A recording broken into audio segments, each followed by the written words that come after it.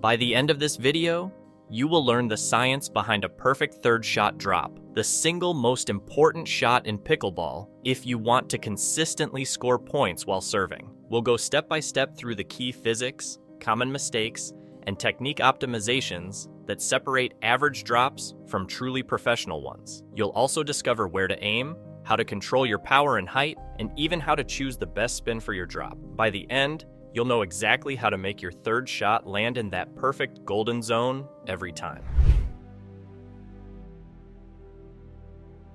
Let's start with the science, because understanding the why behind the shot makes it way easier to fix your how. The perfect third shot drop is all about where your ball lands and the path it takes to get there. Before filming this, tons of testing showed that the best landing zone is about 1 to 2 feet inside the kitchen line. If your drop lands in that 2-foot window between the kitchen line and roughly 2 feet behind it, your opponent is almost always forced to hit the ball upward. That's the golden rule of a successful drop. You want your opponent to hit up, not down. If they have to lift the ball to get it over the net, you're in control of the rally. But there's a catch.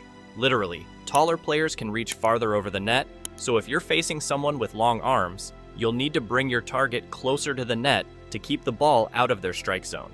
Interestingly, even if your drop lands slightly deeper, say toward the back of that 2-foot range, it's still a good shot. Your opponent might take it out of the air, but they'll still have to hit up. Ideally, you land it just close enough to the net that they can't quite volley it comfortably. That's where you get those awkward, jammed returns that give you free points.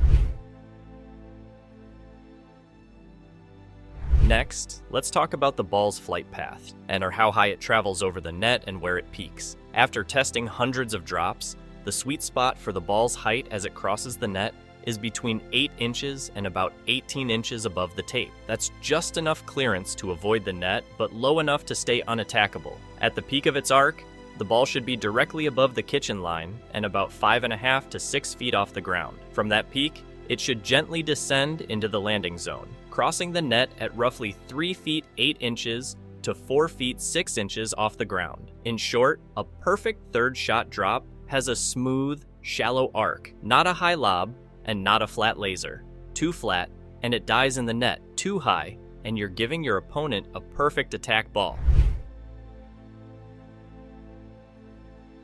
Now, here's a part most players overlook. Speed. There's actually a very narrow range of ball speed that creates the ideal drop trajectory. From the baseline, a down-the-line drop should travel between 19 and 20 miles per hour. Go cross-court, and you can bump that up slightly to 22 or 23 miles per hour. If you're hitting faster than that, the ball won't drop in time. It'll sail too far and sit up, too slow, and it won't clear the net. That's why it's called a drop shot, not a lob. It's controlled, measured, and deliberate. Once you get that speed right, every other part of your game becomes easier.